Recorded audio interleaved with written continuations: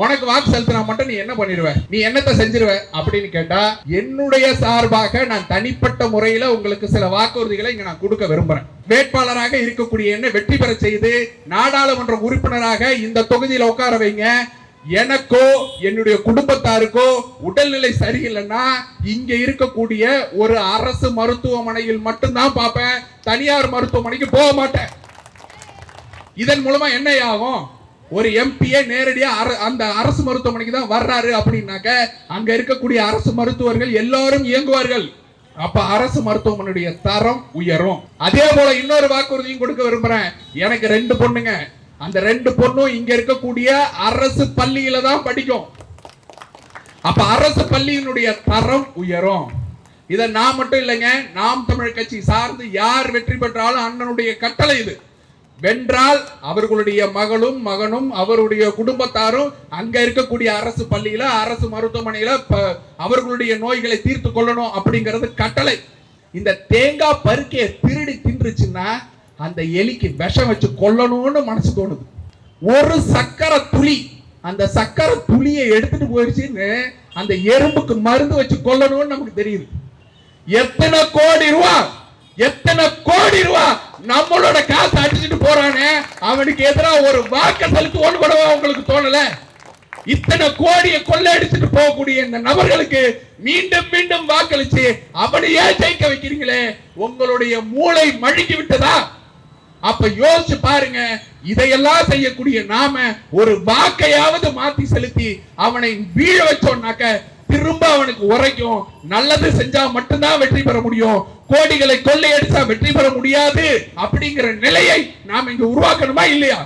மத்திய சென்னை வேட்பாளர் மருத்துவர் இரா கார்த்திகேயன் உங்களோடு. உங்கள் அனைவருக்கும் நாம் தமிழர் கட்சியின் வேட்பாளராக முதல்கண் வணக்கத்தை தெரிவித்துக் கொள்கிறேன். 2019ஆம் ஆண்டும் இதே தொகுதியில் நாம் தமிழர் கட்சி சார்பாக படித்த இளைஞனாக உங்கள் முன் வந்து நின்றேன்.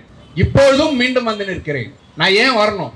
ஒரு அரசியல் கட்சிக்குள்ள சேர்ந்து எதற்காக நம்ம பாடுபடணும் அப்படின்னா, அரசியல் என்பது ஒரு சாக்கடை, அரசியல் என்பது ஒரு தீண்டத்தகாத இடம், அரசியல்வாதிகள் எல்லோரும் கெட்டவர்கள், அரசியல்வாதிகள் எல்லோரும் திருடர்கள், கொள்ளையர்கள் என்று நினைத்துக் கொண்டு அரசியல் பக்கமே வரக்கூடாது என்பதற்காகவே சொந்த கிராமத்திலிருந்து வெளியேறியவன். ஏன்னா எங்க அப்பாவும் ஒரு அரசியல்வாதி. அரசியல்னாக்க இதுக்குள்ள இருக்கக்கூடாதுப்பா, இங்க இருந்தோம்னாக்க நம்மளையும் இதே சாக்கடைக்குள்ள இழுத்து கொண்டு போவாங்க அப்படிங்கிற காரணத்துக்காகவே வெளியேறியவன். ஆனா ஒரு நபர் வந்து ஒரு கேள்வி கேட்கிறார், நீ இந்த மலையை இப்ப வெட்டிட்டு போயிடுவாடா, உனக்கு பின்னாடி வரக்கூடிய சந்ததிக்கு இந்த இடத்துல மழை இல்லைன்னா மழை எப்படி வரும், நீர் எப்படி ஆதாரமாக இருக்கும்னு கேட்கும் போது எனக்கு உள்ளுக்குள்ள மண்டையில் ஆணி அடிக்குது. நீ தண்ணீரை ஒரு பாட்டில்ல வாங்கி நீ குடிச்சிருவ, யானையும் மயிலும் குயிலும் எறும்பும் ஈயும் தண்ணீருக்கு எங்க போகும், நல்ல தண்ணீரை எல்லாம் கழிவு நீராக மாற்றி கொண்டிருக்கிறீர்களே அப்படின்னு ஒரு நபர் கேட்கிறாரு. என் மண்டையில இன்னொரு ஆணி இறங்குது.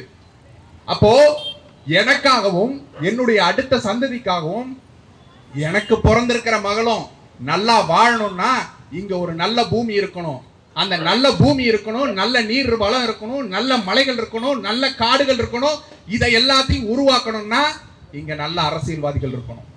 அப்ப அந்த நல்ல அரசியல்வாதிகள் யாருன்னு தேடி தேடி அலையணுமா அப்படின்னாக்க ஒருத்தனும் இல்ல. இருக்கிறவன் எல்லாரும் ஊழல் பெருச்சாளிகளா இருக்கான். அப்ப என்ன பண்றது? நல்ல மாற்று இல்லையா? அப்ப நாமே மாற்றாக மாறுவோம். அப்ப நாமே இங்க வந்து நிற்போம், களத்துல நிற்போம். அது சுயநலத்துக்காக கூட இருக்கலாம், என்னோட சுயநலத்துக்காக கூட இருக்கலாம், என் பிள்ளைங்க நல்லா இருக்கணும், என்னோட அடுத்த சந்ததி நல்லா இருக்கணுங்கிற சுயநலத்துக்காக கூட இருக்கலாம். அந்த சுயநலத்துக்காக கூட ஒரு நன்மை விளையும் என்றால் அது அரசியல் மூலமாக நம்மளால செய்ய முடியும் என்றால் அதை செஞ்சு நிறுத்துவோம் அப்படிங்கிற காரணத்துக்காக தான் அரசியலுக்குள்ளேயே வந்தேன். அப்ப இந்த அரசியலுக்குள்ள வந்து எந்த அரசியல் வந்துட்டு தீண்டத்தகாத இடம், எந்த அரசியல் சாக்கடை என்று நினைத்தனோ அந்த அரசியல் சாக்கடையில் இறங்கி இதை சுத்தம் செய்யணும். அப்ப இறங்குவோம், நாம இறங்கி சுத்தம் செய்வோம் அப்படிங்கிறதுக்காக தான் இறங்கி வந்தேன். இது நான் மட்டும் இல்லைங்க, நாம் தமிழர் கட்சியில இருக்கக்கூடிய அத்தனை வேட்பாளர்கள் இப்படிப்பட்டவர்கள் தான். நாம் தமிழர் கட்சியில இணைந்து பயணிக்கக்கூடிய அத்தனை உறவுகளும் இப்படிப்பட்டவர்கள் தான். எல்லாரும் என்ன நினைச்சு வர்றான், தூய தேசத்தை படைச்சிடணும், இங்க மக்களுக்கு ஒரு நல்ல ஆட்சியை கொடுத்துடணும், நம்மளுடைய அடுத்த சந்ததிக்கு இங்க ஒரு நல்ல நிலத்தையும் நல்ல நீரையும் நல்ல காட்டையும் விட்டுட்டு போகணுங்கிறதுக்காக அரசியலுக்கு வந்தவர்கள் தான் நாம் தமிழர் கட்சி பிள்ளைகள். இங்க கடையில் வச்சிருக்கீங்க, அக்கா அக்கா கடை வச்சிருக்கீங்க, உங்கள்கிட்ட தான் கேட்கிறேன். ஒரு 1000 ரூபா நான் உங்களுக்கு கொடுக்குறேன், என்ன கடைக்குள்ள விடுங்க. கடையில் இருக்கிற பொருள் எல்லாம் கொள்ளடிச்சு போறேன்னா விட்டுருவீங்களா? விட மாட்டீங்க. நீங்க என்ன விட்டுருவீங்களா? அப்போ இதெல்லாம் நீங்க விட மாட்டீங்கன்னா, ஓட்டுக்கு நான் 1000 ரூபா கொடுக்குறேன், என்ன நாட்டுக்குள்ள விடுங்க, நாட்டை மொத்தத்தையும் கொள்ளையடிச்சிட்டு போறேன்னு ஒருத்தன் உள்ள வர்றானு, அவனை எப்படி விடுறீங்க? அப்ப ஓட்டுக்கு காசு கொடுக்கறதுக்கு ஒருத்தன் வந்தான்னா செருப்பு கட்டிட்டு அடிக்கணுமா இல்லையா? செருப்பு கட்டிட்டு அடிக்கணுமா இல்லையா? அடிக்கணும். அதுதான் நான் சொல்றேன். ஓட்டுக்கு ஒருத்தன் காசு கொடுக்கறதுக்காக உங்கள்கிட்ட வர்றான்னா ராத்திரியோட ராத்திரியா வருவான், அதிகாலையில வந்து கதை தட்டுவான்.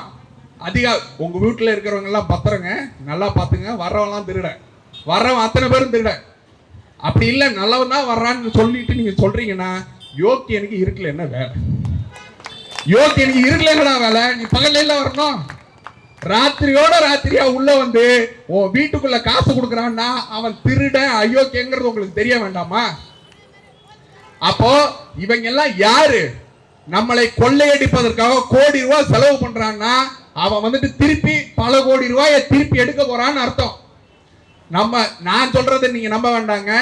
அவங்களுக்காக வேலை பார்த்த ஐயா பிரசாந்த் கிஷோர் சொல்றாரு, ஆங்கில ஊடகத்தில் பேசும்போது சொல்றாரு, இந்த திராவிட கழகங்கள், திராவிட கட்சிகள் ஒரு எம்பி தொகுதியில செலவு பண்ணக்கூடிய காசு மட்டும் எனக்கு இருந்துச்சுன்னா போதும், வட இந்தியால ஒரு மாநிலத்தோட தேர்தலையே நடத்தி முடிச்சிருவாங்கிறாரு. எப்படி? ஒரே ஒரு தொகுதியில இவங்க செலவு பண்ற காசு மட்டும் இருந்துச்சுன்னா வட இந்தியால ஒரு தேர்தலையே நடத்தி முடிச்சிருவாங்கிறாரு. அப்ப எவ்வளவு கோடி ரூபாய் இவங்க கொட்டுறாங்க, எவ்வளவு கோடி ரூபாயை செலவு பண்றாங்க, எவ்வளவு கோடி ரூபாய் வந்துட்டு இது தேர்தல் ஆணையத்துக்கு தெரிஞ்சும் நடக்குது அப்படிங்கறத மக்களாகிய நீங்க சிந்திச்சு பார்க்கணும். நான் சொல்லல, வாக்கு மூலமா பிரசாந்த் கிஷோர் கொடுக்கிறாரு. இவங்களுக்காக வேலை பார்த்து இவங்களோட வரவு செலவு எல்லாம் பார்த்து இவங்களை வெல்ல வச்சாருல பிரசாந்த் கிஷோர், அவர் சொல்றாரு. அப்போ அவ்வளவு கோடி ரூபாய ஒரு தொகுதியில அவன் செலவு பண்றான்னா என்ன நம்பிக்கையில செலவு பண்றான்? திருப்பி இதை விட பன்மடங்கு செலவை தன்னால சம்பாதிக்க முடியும், கொள்ளையடிச்சிட முடியுங்கிற நம்பிக்கையில தானே செய்யறான். இதை நாம அனுமதிக்கலாமா? திரும்பவும் இதே அயோக்கியர்களுக்கு, இதே களவாணி பயல்களுக்கு தான் நீங்க வாக்கு செலுத்த போறீங்களாங்கிறத நீங்க எடுத்து பார்க்கணும். சரி, அதெல்லாம் விடு, நான் உனக்கு வாக்கு செலுத்தல, உனக்கு வாக்கு செலுத்தினா மட்டும் நீ என்ன பண்ணிடுவ, நீ என்னத்தை செஞ்சிருவ அப்படின்னு கேட்டா, என்னுடைய சார்பாக நான் தனிப்பட்ட முறையில உங்களுக்கு சில வாக்குறுதிகளை இங்க நான் கொடுக்க விரும்புறேன். நாம் தமிழ் கட்சி வென்று வந்துச்சுன்னா என்னவெல்லாம் செய்யும் அப்படிங்கறத என்னுடைய தம்பி தங்கைகள் பேசுறாங்க, அண்ணன்மார்கள் பேசுறாங்க. எவ்வளவு தூரம் தூய ஆட்சியை கொடுப்போம், மண்ணுக்கும் மக்களுக்காக நிற்போம், எவ்வளவு தூரம் செய்வோங்கிறத என்னுடைய அண்ணன்மார்களும் தம்பிமார்களும் பேசுறாங்க. தனிப்பட்ட முறையில இந்த தொகுதியில மட்டும் நான் வென்று வந்தா என்ன செய்வேன், அதை நான் உங்களுக்கு உறுதிமொழிகளாக கொடுக்கணும் விரும்புறேன். ஒண்ணு இல்லைங்க, இங்க தரமான மருத்துவமும் தரமான கல்வியும் இருக்கணும். அதை எப்படி உறுதி செய்யறது சொல்லுங்க? எப்படி உறுதி செய்யலாம்? அரசு பள்ளியில அமைச்சர்களோட மகனும் மகளும் படிச்சா அந்த அரசு பள்ளியோட தரம் தானா உயரும். உயருமா உயராதா? என் அன்பார்ந்த மக்களுக்கு நான் ஒரு உறுதிமொழி கொடுக்கிறேன். என்ன நீங்க இந்த நாடாளுமன்ற வேட்பாளராக இருக்கக்கூடிய என்ன வெற்றி பெற செய்து நாடாளுமன்ற உறுப்பினராக இந்த தொகுதியில உட்கார வைங்க. எனக்கோ என்னுடைய குடும்பத்தாருக்கோ உடல்நிலை சரியில்லைன்னா இங்க இருக்கக்கூடிய ஒரு அரசு மருத்துவமனையில் மட்டும்தான் பார்ப்பேன், தனியார் மருத்துவமனைக்கு போக மாட்டேன். இது என் உறுதி. இதன் மூலமா என்ன ஆகும்? ஒரு எம்பியே நேரடியா அந்த அரசு மருத்துவமனைக்கு தான் வர்றாரு அப்படின்னாக்க அங்க இருக்கக்கூடிய அரசு மருத்துவர்கள் எல்லாரும் இயங்குவார்கள், எல்லாம் நடக்கும். அப்ப அரசு மருத்துவமனையுடைய தரம் உயரும். அதே போல இன்னொரு வாக்குறுதியும் கொடுக்க விரும்புறேன். எனக்கு 2 பொண்ணுங்க, அந்த 2 பொண்ணும் இங்க இருக்கக்கூடிய அரசு பள்ளியில தான் படிக்கும். அப்ப அரசு பள்ளியினுடைய தரம் உயரும். இதை நான் மட்டும் இல்லைங்க, நாம் தமிழ் கட்சி சார்ந்து யார் வெற்றி பெற்றாலும் அண்ணனுடைய கட்டளை இது. வென்றால் அவர்களுடைய மகளும் மகனும் அவருடைய குடும்பத்தாரும் அங்க இருக்கக்கூடிய அரசு பள்ளியில அரசு மருத்துவமனையில அவர்களுடைய நோய்களை தீர்த்து கொள்ளணும் அப்படிங்கிறது கட்டளை. ஏன் இதை செய்யறோம்? நாங்க சொல்றது போலதான், தரத்தை உயர்த்தணும்னா அது எங்கள்கிட்ட ஆரம்பிக்கணும். லஞ்சம் ஊழல் இல்லாத கட்சியாக ஒருத்தன் உருவாகணும்னா அவன் லஞ்ச ஊழலை கொடுத்துட்டு உள்ள வரக்கூடாது. என்ன சொன்னாங்க, இந்த மாதிரி மருத்துவர் அவர் வந்துட்டு அதிகமா சம்பாதிக்கிறார். நான் உண்மையிலேயே சொல்றேன், நல்லா சம்பாதிக்கிறேங்க. நீங்க தனியார் மருத்துவமனையில நான் நல்லா சம்பாதிக்கிறேன். எப்படி இதை வெளிப்படையா சொல்றீங்க அப்படின்னா, அவ்வளவுக்கும் வரி கட்டுறேன், தரமான மருத்துவராக நான் இருக்கிறேன், நேர்மையாளனா இருக்கிறேன். அதனால வெளிப்படையா சொல்றேன். நேர்மை மிக்க கொம்பன் அப்படின்னு கமலஹாசன் சொல்லுவாரு. சொல்லிட்டு என்ன பண்ணாரு, நேரா போய் திமுக சேர்ந்தாரு. இப்ப சொல்லுங்க, நேர்மையான கொம்பரு திமுக உங்களுக்கு எவ்வளவு கோடி ரூபாய் காசு கொடுத்துச்சு சொல்லுங்க, வெளியில சொல்லுங்க. தம்பி உதயநிதி எல்லாத்தையும் வெளிப்படையா சொல்றாருங்க. எவ்வளவு கோடி ரூபாய் வசூலாச்சுங்கிறது எல்லாம் வெளிப்படையா சொல்றாரு. அப்படி நீங்களே நேர்மை மிக்க கொம்பரு இப்ப சொல்லுங்க, திமுக உங்களுக்கு கட்சிக்கு நீங்க வாங்கின இந்த வாக்கு சதவீதத்தை கொண்டு போய் அடகு வச்சீங்கல்ல, மாற்றத்துக்குன்னு வாக்களிச்ச மக்களுடைய வாக்குகளை எல்லாம் கொண்டு போய் திமுக அடகு வச்சீங்களே, எத்தனை கோடி ரூபாய் கொடுத்தார்? நேர்மையான கொம்பரே சொல்லுங்க. அப்ப நாங்க உண்மையிலே நேர்மையான கொம்பர்கள், சினிமா வசனம் பேசுறவங்க இல்ல, உண்மையிலே நேர்மையான கொம்பர்கள். அதையெல்லாம் விட்டுட்டு மக்கள் பணிக்காக வந்து நிக்கிறோம் அப்படின்னா ஒரு மாற்றத்தை உருவாக்கி விட முடியாதாங்கிற ஒரு ஏக்கம் தான். என் மக்கள் எங்களை கைவிட மாட்டார்கள், இவர்களை நம்பி நாம நிற்போம். திரும்ப திரும்ப இவர்கள் எங்களை தோற்கடிக்கவில்லை, மக்கள் தோற்று கொண்டிருக்கிறார்கள். போன முறை சொன்னாங்க 2019 நின்னப்ப இவரை தோற்கடிச்சிட்டீங்களேன்னு. நான் ஒருபோதும் அப்படி நினைக்கல, நான் தோற்றதாக ஒருபோதும் நினைக்கல. காரணம் என்ன? தோற்றது நான் இல்ல, மக்கள். மக்களுக்காக நிற்கக்கூடிய படித்த இளைஞர்களை எல்லாம் நீங்க கைவிட்டுட்டு கொள்ளையடிக்கிறவன, கோடியில புரள்றவன தான் நீங்க வந்துட்டு திரும்ப திரும்ப வாக்களிப்பீங்கன்னா அப்ப யார் ஏமாந்து போறா? நானா? இல்ல, வாக்களிக்கக்கூடிய நீங்கள் தான் ஏமாந்து போகிறீர்கள். ஒரே ஒரு கேள்வியை மட்டும் மக்கள்கிட்ட நான் கேட்க விரும்புறேன். ஒரு ரொட்டி துண்டு அல்லது ஒரு தேங்காய் பருக்க, இந்த தேங்காய் பருக்கைய திருடி தின்றுச்சுன்னா அந்த எலிக்கு விஷம் வச்சு கொல்லணும்னு மனசு தோணுது இல்ல? எலிக்கு விஷம் வச்சு கொல்லணும்னு தோணுது. ஒரு சக்கரை துளி, அந்த சக்கரை துளியை எடுத்துட்டு போயிடுச்சுன்னு அந்த எறும்புக்கு மருந்து வச்சு கொல்லணும்னு நமக்கு தெரியுது. ஒரே ஒரு சொட்டு ரத்தத்தை குடிச்சிருச்சுன்னா அந்த கொசுவை அடிச்சே கொல்லணும்னு நமக்கு தோணுது. எத்தனை கோடி ரூபா, எத்தனை கோடி ரூபா நம்மளோட காசு அடிச்சுட்டு போறானே, அவனுக்கு எதிராக ஒரு வாக்கு செலுத்துவோன்னு கூட உங்களுக்கு தோணல? இத்தனை கோடியை கொள்ளையடிச்சுட்டு போகக்கூடிய இந்த நபர்களுக்கு மீண்டும் மீண்டும் வாக்களிச்சு அவனையே ஜெயிக்க வைக்கிறீங்களே, உங்களுடைய மூளை மழுங்கி விட்டதா? அப்ப யோசிச்சு பாருங்க. இதையெல்லாம் செய்யக்கூடிய நாம ஒரு வாக்கையாவது மாத்தி செலுத்தி அவனை வீழ வச்சோம்னாக்க திரும்ப அவனுக்கு உரைக்கும்.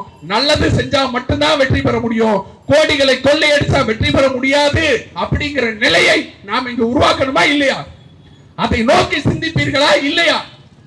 இந்த கேள்வியை என்னுடைய அன்பு தாய்மார்கள் ஆகிய உங்கள்கிட்டையும் தந்தைமார்கள் ஆகிய உங்கள்கிட்டையும் உங்கள ஒருத்தரா வந்து கேட்கிறேன்.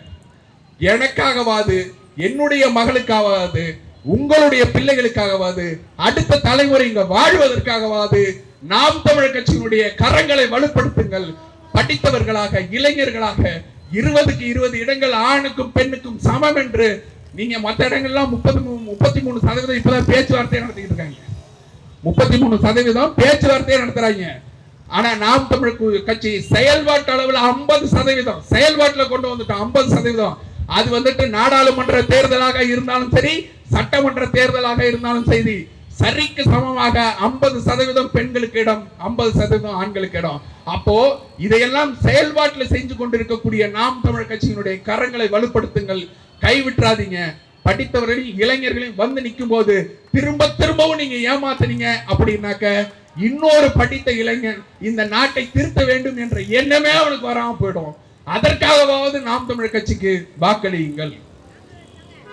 மீண்டும் மீண்டும் உங்கள்கிட்ட கேட்கிறோம், சிந்திங்க, சிந்திச்சு செயல்படுங்க. கடைசியில கொடுக்கக்கூடிய அந்த 1000 ரூபாயும் 500 ரூபாயும் உங்களை வந்துட்டு ஏமாற்றுவதற்காக கொடுக்கிறார்கள், அவர்கள் கொள்ளையடிப்பதற்காக கொடுக்கிறார்கள் என்பதை புரிந்து கொள்ளுங்கள். மீண்டும் வர்றோம், இது ஒரு முறை இல்லை, மீண்டும் மீண்டும்